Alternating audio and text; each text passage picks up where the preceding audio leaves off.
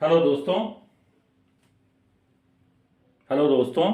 आज का टॉपिक है नेशनल इनकम, राष्ट्रीय आय। इकोनॉमिक्स में हम लोग नेशनल इनकम के बारे में आज चर्चा करेंगे। ठीक है, तो जब भी नेशनल इनकम की बात होती है तो सबसे पहले क्या आता है कि नेशनल इनकम अकाउंट्स, राष्ट्रीय आय का लेखा। तो राष्ट्रीय आय का लेखा क्या होता है कि किसी भी अर्थव्यवस्था का जो क्रियाकलाप होता है, कोई भी अर्थव्यवस्था है उसका जो क्रियाकलाप होगा तो वहां पे क्या होता है कि उसका जो जितना आय आता है उसका एक लेखा जोखा होता है। आप लोग जाते हैं, नहीं बाजार जाते हैं, वहां पे देखते हैं कि क्या लिए हैं, उसका आके लेखा जोखा करते हैं, फिर कितना इनकम होता है आपका उसका लेखा जोखा करते हैं। तो उसी को हम लोग नेशनल इनकम अकाउंट्स, राष्ट्रीय आय का लेखा करते हैं। अगला है कि राष्ट्रीय आय का जो लेखा है तो हम लोग इसको डिवाइड करते हैं वित्तीय वर्ष, फाइनेंशियल ईयर, एग्रीकल्चर वर्ष और बजट वर्ष। तो यहां पे जो है आप लोगों को सबको मालूम होगा कि 1 अप्रैल से 31 मार्च तक वित्तीय फाइनेंशियल ईयर होता है। फिर कृषि वर्ष 1 जुलाई से 30 जून, 1 जुलाई से 30 जून कृषि वर्ष होता है। फिर बजट वर्ष तो वो 1 अप्रैल से लेके 31 मार्च तक को हम लोग बजट वर्ष कहते हैं। देखते हैं ना, टीची लेके बजट दिया जाता है। अब तो जनवरी फरवरी में हो जाता है, पहले कुछ लेट होता था, अब पहले हो जाता है, लेकिन जो बजट वर्ष है ये काउंट किया जाता है। इसमें से एक होता है कि राष्ट्रीय नेशनल इनकम अकाउंट सिस्टम।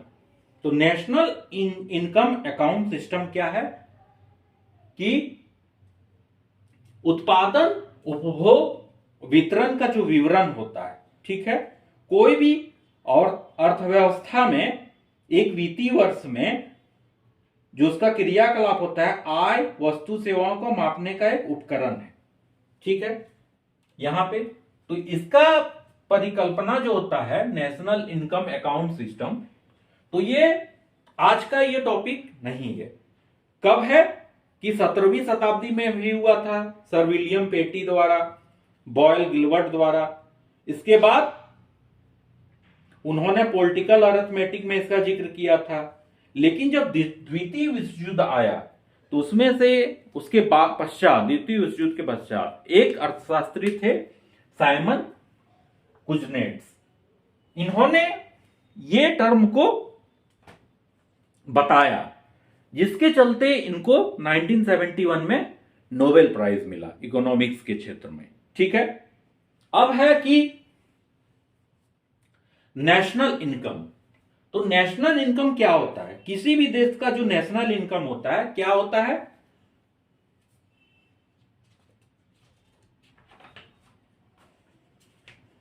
किसी भी देश का नेशनल इनकम होता है कि देश में जो उपलब्ध संसाधन होते हैं, किसी भी देश में जो उपलब्ध संसाधन होते हैं, आर्थिक संसाधन होते हैं, उसका समुचित उपभोग और कल्याण, एक वर्ष में जो उत्पादित वस्तु सेवा, अंतिम वस्तु सेवाओं का जो मूल्य होता है, एक वर्ष में जो टोटल वस्तु सेवा का जो मूल्य होता है उसका जो लेखा जोखा है वो नेशनल इनकम, राष्ट्रीय आय कहलाता है।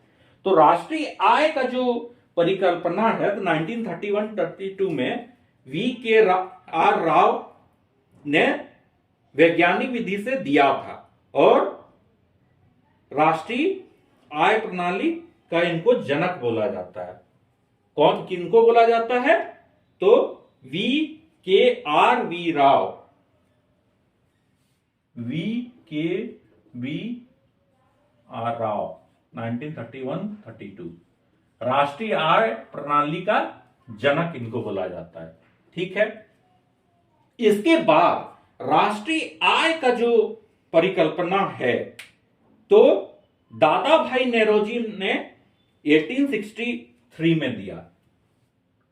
दादा भाई ने 1863 में दिया। दादा भाई नेरोजी ने जो 1863 में राष्ट्रीय आय का जो दिया अपने book poverty and un British rule in India, poverty in un British rule in India, इसमें दिया, एक पुस्तक लिखा, इसमें दिया हुआ था। इसके बाद जो है 1950 में 1949 में पी महालनोबिस ने राष्ट्रीय आय संकल्पना का टर्म दिया, जिसके तर्ज पर ही सीएसओ बना। क्या बना? सीएसओ, मतलब सेंट्रल स्टैटिस्टिकल ऑर्गेनाइजेशन। इसके बाद जो राष्ट्रीय आय का हम लोग जो देखते हैं, तो इसका जो निकाला जाता है, गणना किया जाता है, किसके द्वारा किया जाता है? सीएसओ के द्वारा किया जाता है, सेंट्रल स्टैटिस्टिकल ऑर्गेनाइजेशन के द्वारा। एनएसएसओ इसमें क्या करता है?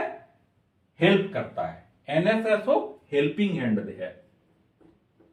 नेशनल सैंपल सर्वे ऑर्गेनाइजेशन, ये इसका हेल्पिंग हैंड है। ठीक है।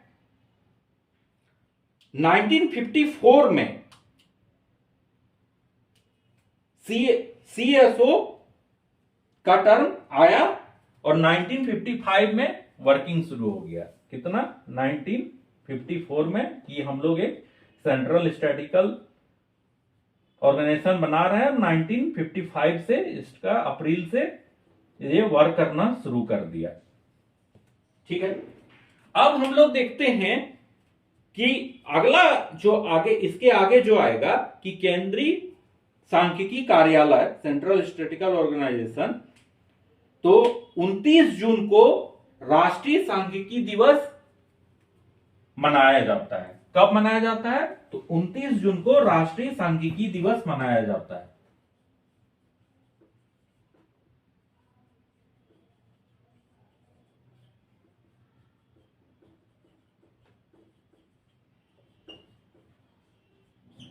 ये जो राष्ट्रीय सांख्यिकी दिवस है, किनके इंपॉर्टेंस में मनाया जाता है? तो पीसी महालनोबिस जो थे, पीसी महालनोबिस जो थे, उनका जो जन्मदिन था, उन्हीं के उपलक्ष्य में सांख्यिकी दिवस 29 जून को मनाया जाता है। फिर हुआ कि वर्ष 2000 में 2000 में सी रंगराजन,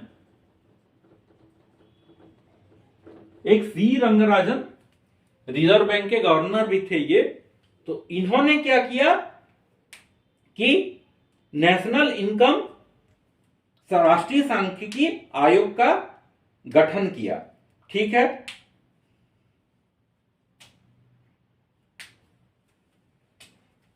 सी रंगराजन राष्ट्रीय सांख्यिकी आयोग एक 2000 में बनाया था।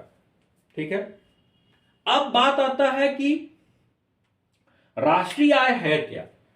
तो राष्ट्रीय आय में हम लोग देखते हैं कि उपभोग व्यय प्लस निवेश व्यय प्लस सरकारी व्यय माइनस मशीनों का घिसावटी व्यय प्लस निर्यात आयात के मूल्यों का अंतर, मतलब एक वर्ष में कितना उपभोग हुआ, उसमें कितना व्यय हुआ, निवेश में कितना व्यय हुआ, सरकारी व्यय कितना हुआ, मशीनों का घिसावटी व्यय कितना हुआ, निर्यात आयात के मूल्यों का अंतर, मतलब C plus I plus G minus D plus X minus M.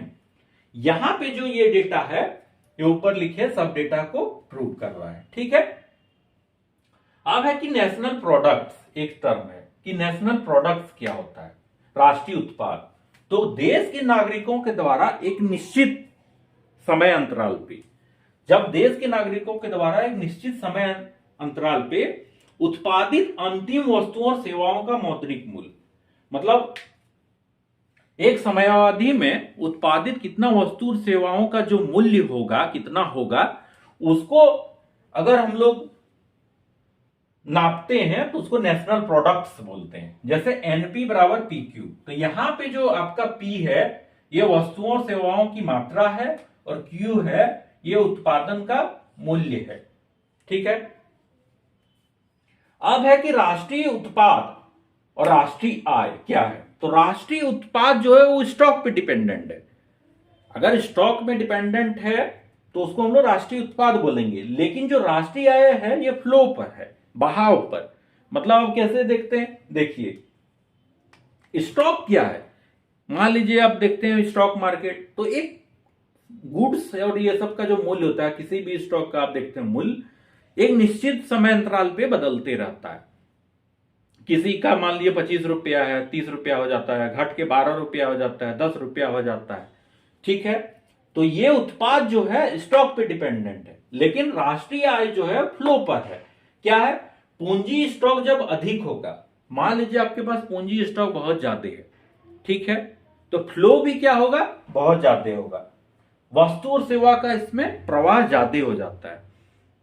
अगर आपके पास स्टॉक बहुत ज्यादा है तो उसमें क्या होगा कि आपका वस्तु और उत्पाद का प्रवाह भी बहुत ज्यादा होगा ना।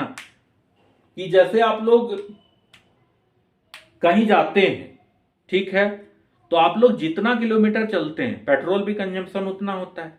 ठीक है। तो उसी प्रकार यहां पे है कि जितना अधिक मतलब आपका रहेगा स्टॉक, उतना अधिक प्रवाह होगा। ठीक है। अब हम लोग अगला इसका आगे देखेंगे। यहां हम लोग नेशनल इनकम को देख लिए, अगला देखेंगे हम लोग नेशनल इनकम मापने का विधि। ठीक है। थैंक्स।